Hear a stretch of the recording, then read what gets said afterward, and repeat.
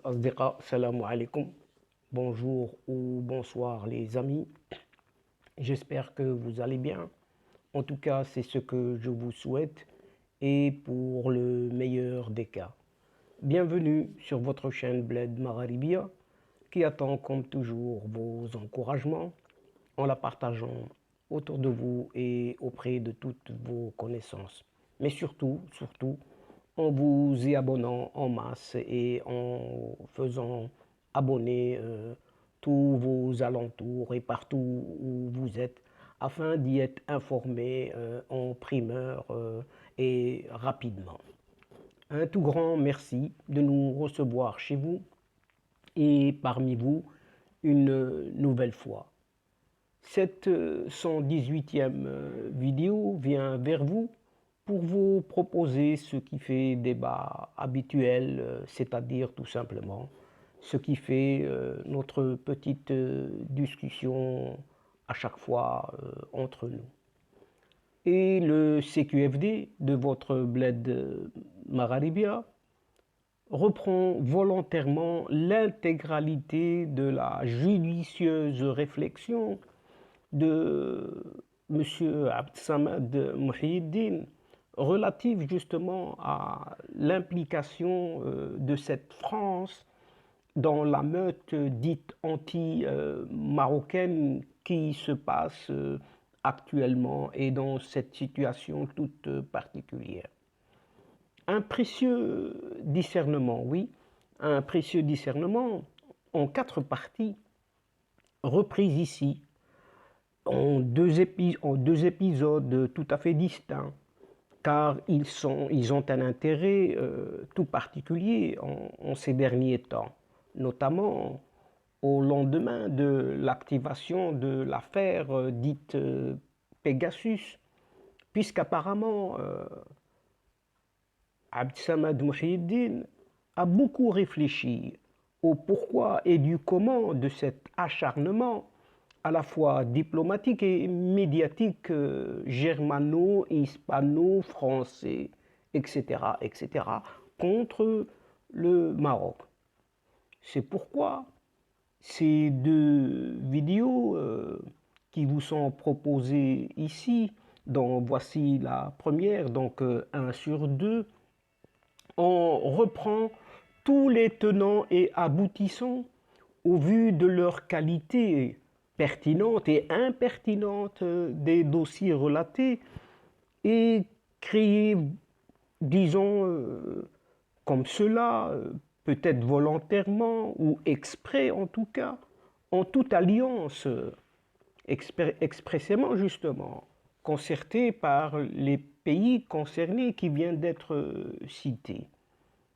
En effet, dans ce premier numéro, donc ce premier épisode, il appert que Abdessamad Mouhyiddine a apparemment beaucoup consulté et écouté surtout des experts et même des politiques français de ses propres amis.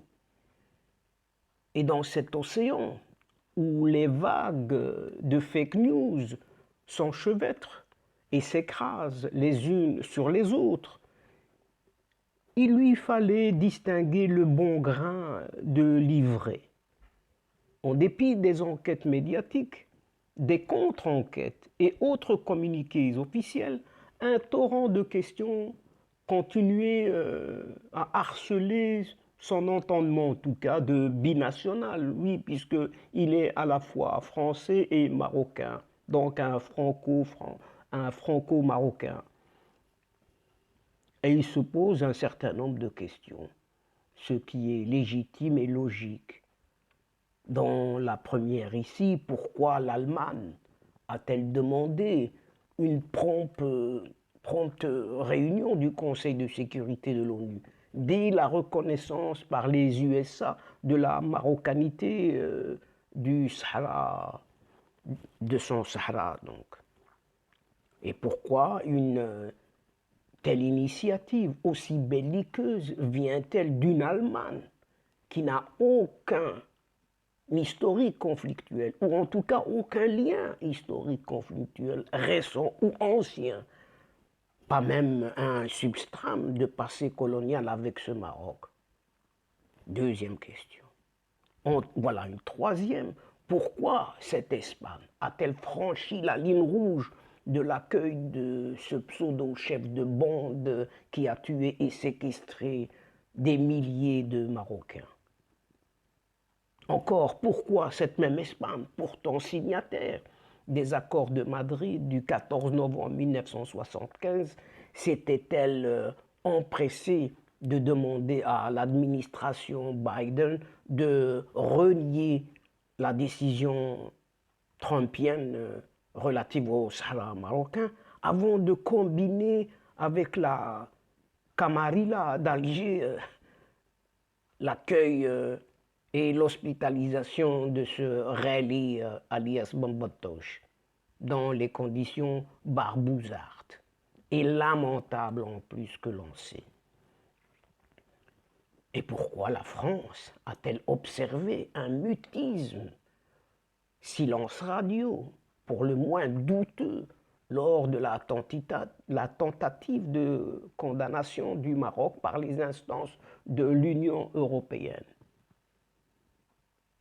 Et pourquoi, en dépit de toute cette panoplie de harcèlement, l'administration Biden a-t-elle persisté, signé et validé la reconnaissance américaine de la marocanité des provinces sahariennes marocaines?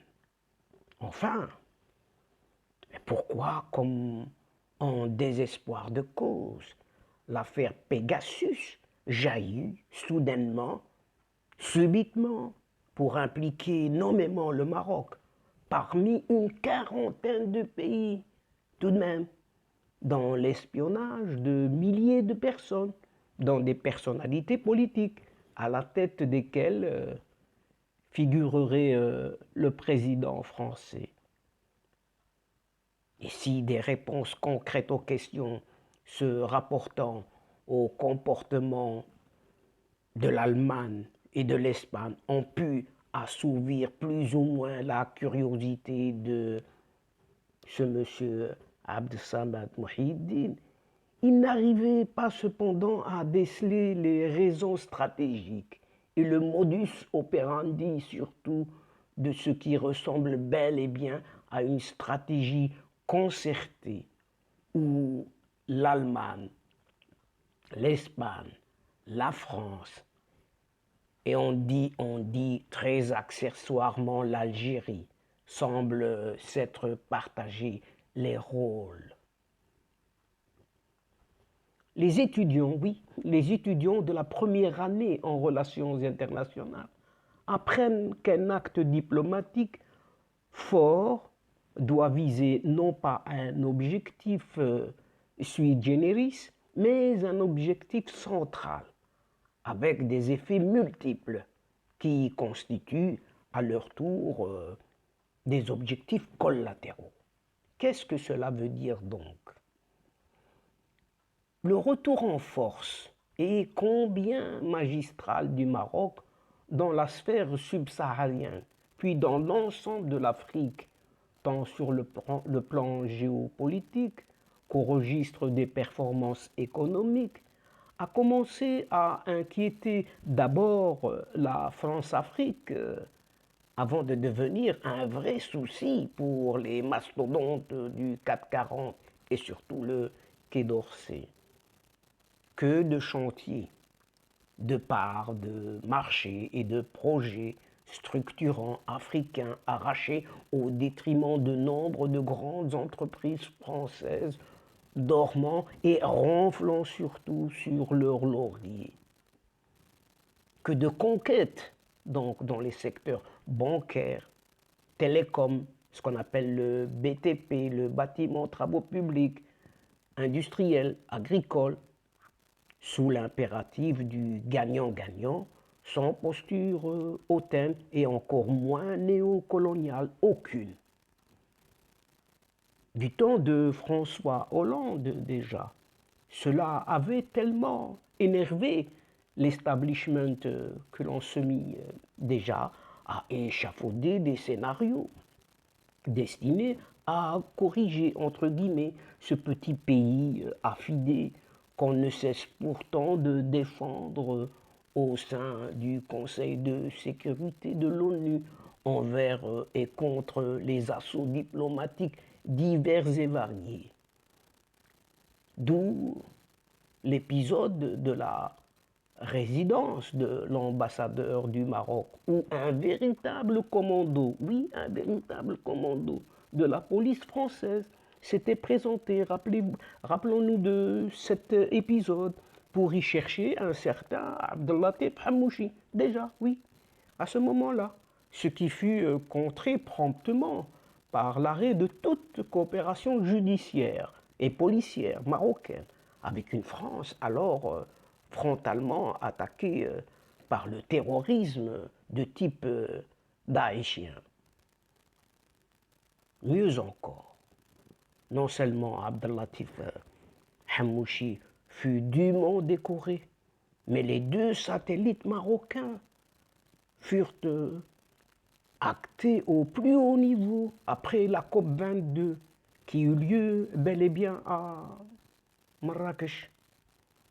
Ils furent promptement lancés et arrosent aujourd'hui le Maroc de milliers d'images quotidiennes.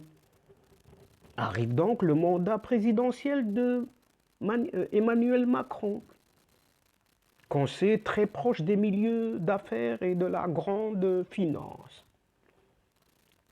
Plus le Maroc collectionnait les adhésions à sa cause nationale, durant tout le temps où cette Algérie des caporaux ne savait que faire d'un président impotent, puis agonisant, et plus la France comptait avec agacement les performances marocaines en Afrique. Retour tout de même au sein de l'Union africaine. Coopération bilatérale intensive avec les pays sous franc CFA. Stratégie de conquête de la confiance de l'Afrique centrale et de l'Est. Implication forte dans le conflit libyen.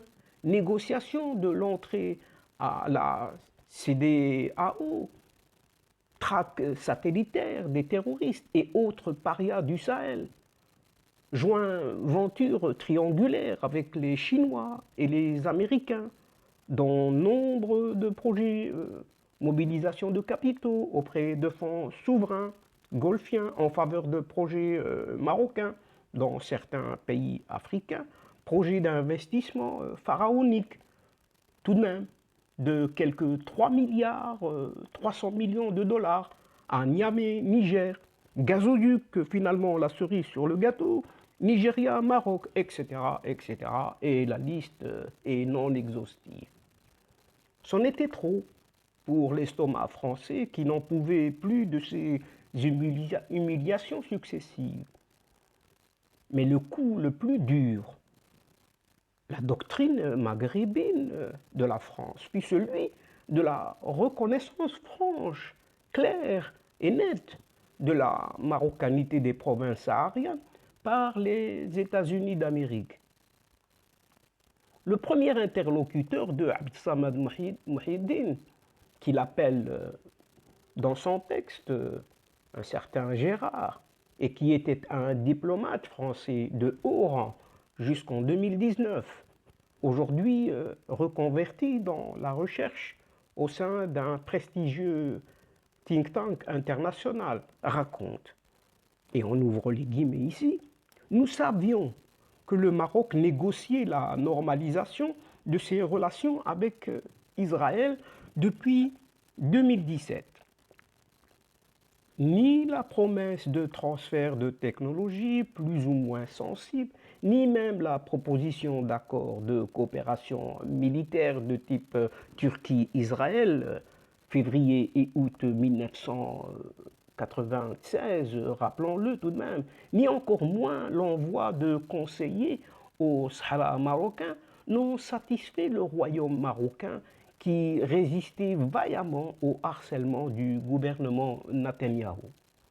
Le Maroc exigeait ni plus ni moins le soutien actif d'Israël quant à la reconnaissance par les États-Unis d'Amérique de sa souveraineté sur ces provinces sahariennes.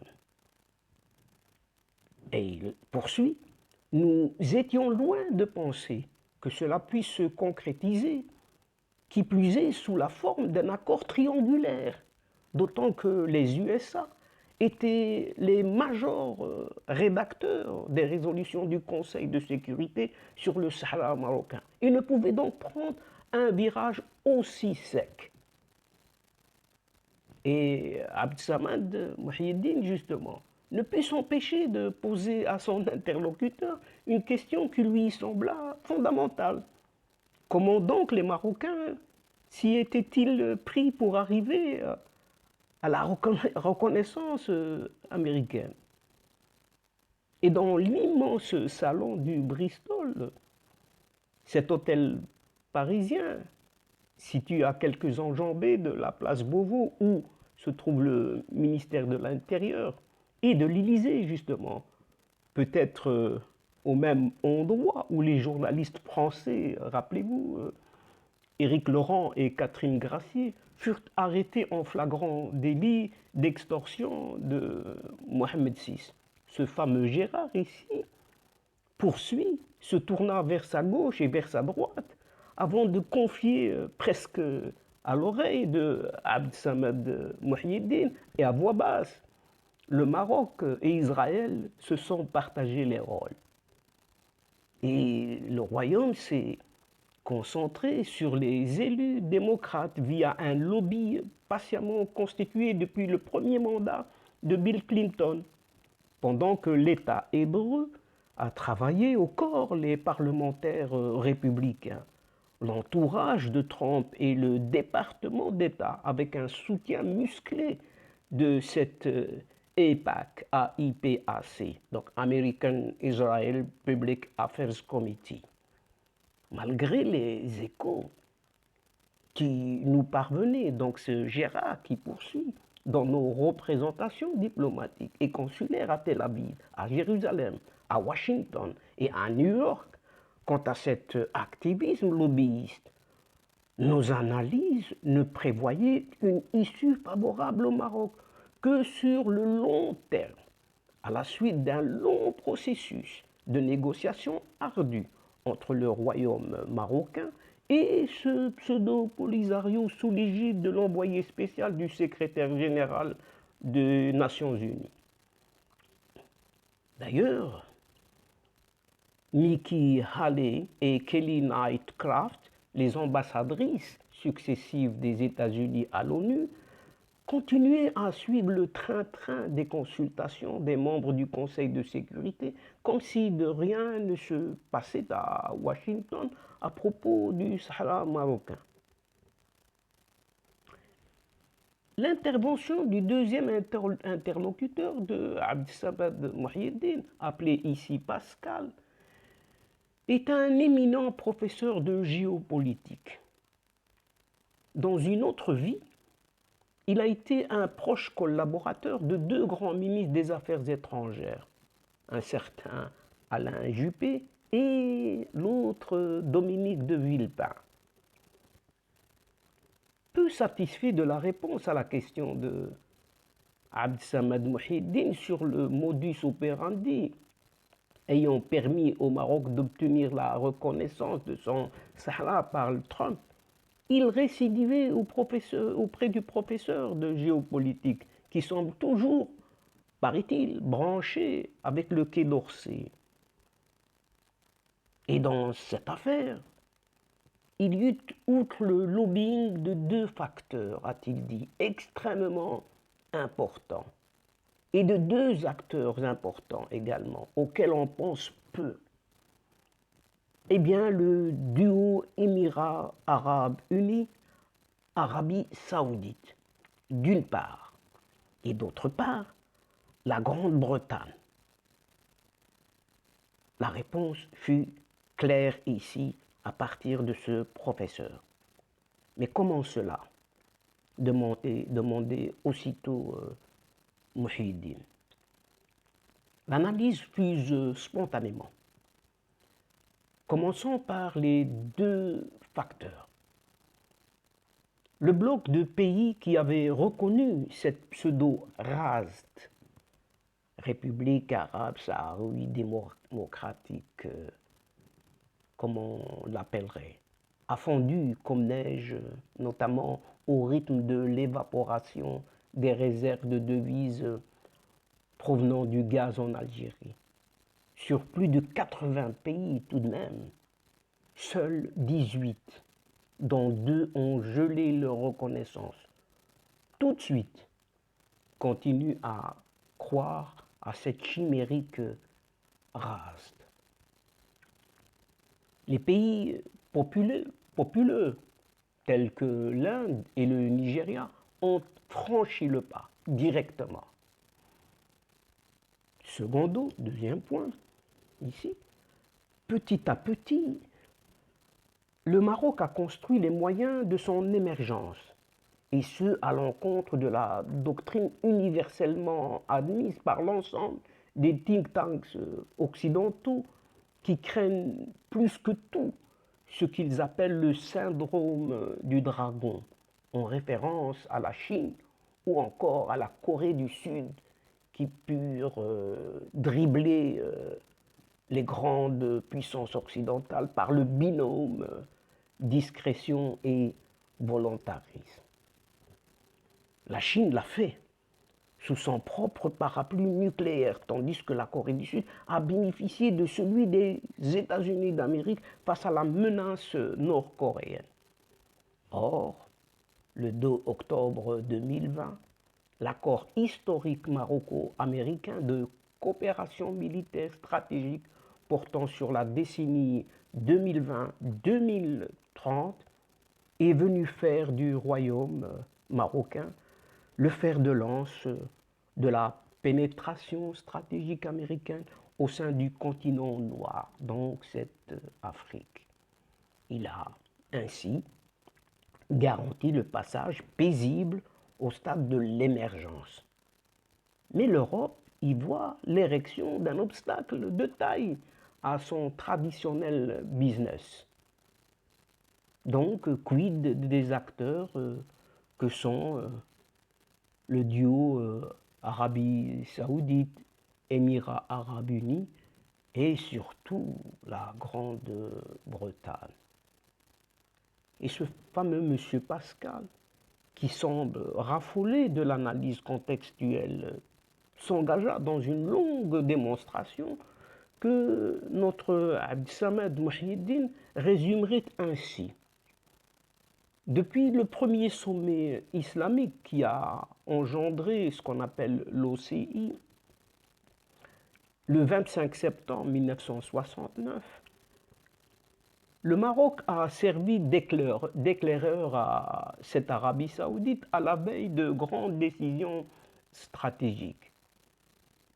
Il en fut ainsi, par exemple, pour le fameux plan FED 7 août 1981 de la confirmation de l'OLP comme unique représentant du peuple palestinien en octobre 1974.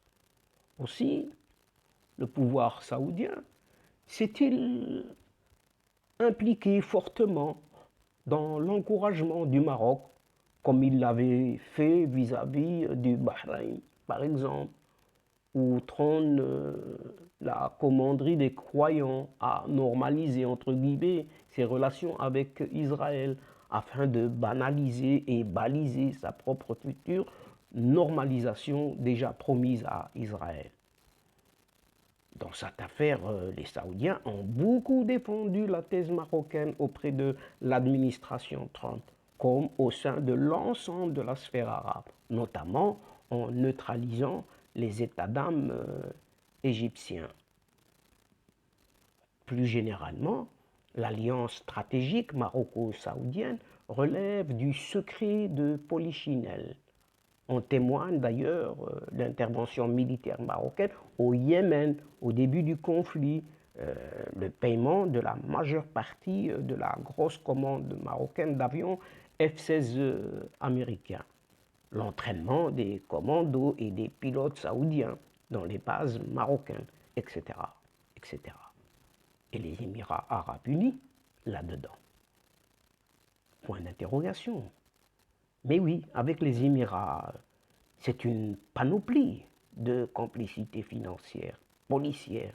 La fine fleur sécuritaire émirati a été formée par les Marocains, diplomatiques et stratégiques et tout ce qui s'ensuit, afin de faire aboutir la normalisation marocaine avec Israël, justement, comme ils l'ont fait eux-mêmes, les Émirats, après avoir précipité le Soudan dans les bras d'Israël, ont incité Netanyahou à faire franchir à Trump le cordon de la reconnaissance de la marocanité du Sahara. Par ailleurs, chacun sait que le Maroc puise copieusement dans les fonds souverains émiratis pour financer ces grands projets partenariaux. Pour la Grande-Bretagne, le Maroc a fait montre d'une diplomatie particulièrement proactive en proposant ses services dès le début des négociations sur le Brexit, justement entre l'Union européenne et le Royaume-Uni. Mais encore, qui a proposé le Maroc aux Britanniques? Et ce monsieur Pascal y répond aussitôt, dès la publication des premiers rapports sur les carences que causerait ce Brexit à la Grande-Bretagne, notamment au chapitre essentiel que sont les légumes, les fruits, les produits halieutiques, mais surtout les opportunités de partenariat pour son tissu industriel et technologique hors d'Europe.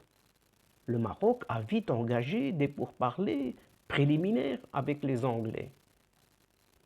Ces pourparlers ont abouti à la signature le 26 octobre 2020 à Londres par le ministre des Affaires étrangères Nasser Bourita et le secrétaire d'État britannique chargé du développement international du Moyen-Orient et de l'Afrique du Nord, ce Andrew Morrison, d'un accord d'association dont la teneur et la valeur dépassant largement le fameux statut avancé qui lie le Maroc à l'Union européenne. En effet, Marocains et Britanniques qualifient leur accord d'instrument de partenariat stratégique, fort ambitieux et durable, d'autant qu'il est assorti d'une déclaration politique qui réaffirme la position du Maroc, du Royaume-Uni sur la question du Sahara marocain, en marquant son appui aux efforts sérieux et crédibles menés par le Maroc dans le cadre de son initiative d'autonomie. Signé après 2 mois de la date butoir du Brexit, cet accord a été perçu comme une espèce de pis-aller, voire de bras d'honneur aux principaux partenaires économiques européens du Maroc, que sont la France et l'Espagne. Les choses vont se corser davantage lorsqu'un think tank américain proche de Hudson Institute de Washington, animé par des néoconservateurs américains et qui collabore promptement avec les majors de la City londonienne, se mit à examiner les opportunités offertes par la rive atlantique saharienne quant à l'investissement et le commerce en Afrique.